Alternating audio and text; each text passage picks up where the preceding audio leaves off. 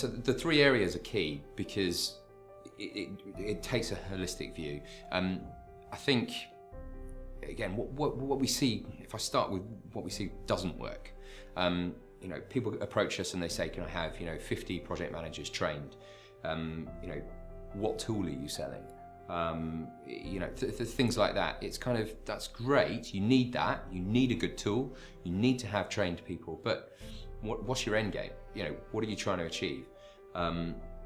If you approach this, you took a step back and approached it in a bit more of a structured way, focused on the actual, outcomes that you want to get, you're going to do much more. So again, a lot of organizations we've worked with, they start by installing a great tool.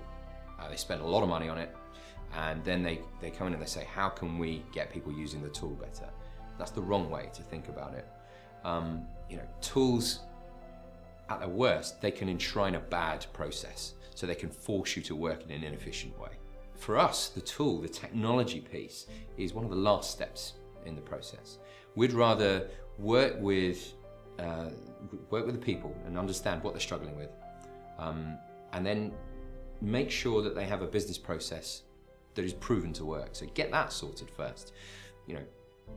The visibility of your projects and what they're doing, so that you can compare apples with apples across the portfolio.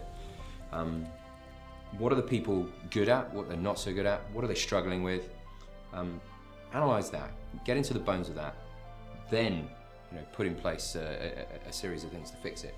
The last piece of the jigsaw, once the process is working and the people understand, they understand the benefit of why they're working in a certain way, then you give them a tool, and then it's just like giving a carpenter the right tool to do the job.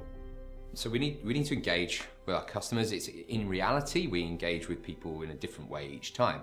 But if you were to hang a basic structure on it, we need to understand where they are. So we need to understand what the current situation is. It's a classic consulting model. But we have various tools for doing that. So we have things like p3mg, which is an automated assessment tool. That will get to the bones quite quickly of what people are happy with, what people aren't so happy with, what's working, what isn't. Then, once we've got that, once we've become, let's say, intimate a little bit more with the client's current situation and their constraints, and we can then work with them more in partnership to develop, to put the building blocks in place of what they need to improve in. So the develop piece is really, it's about informed decision making. So it's about, if you've been through the assess piece, you know where to concentrate. And that's, again, what we're trying to achieve. Rather than just go headlong into develop, we want to make sure that the client is investing their money in the right thing. So, targeting their investment. We also want to know what is working already, because obviously if it isn't broken, don't try to fix it.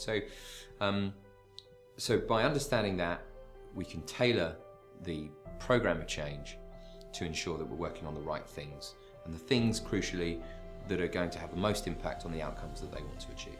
The final piece is engage. So that's kind of where we roll our sleeves up and get our hands dirty. A lot of organizations might just build you something and then walk away. We're not really about that. We would want to make sure that it works, and by making sure that it works, we want to see it walk and talk. The main thing that we're trying to do here is understand what works, what doesn't, trying to measure performance, and then trying to enhance, make small enhancements to ensure that what you've got in terms of your process, your tool, etc., and the level of competencies that you've got amongst your people, make sure that it all fits together nicely and that it's performing for you.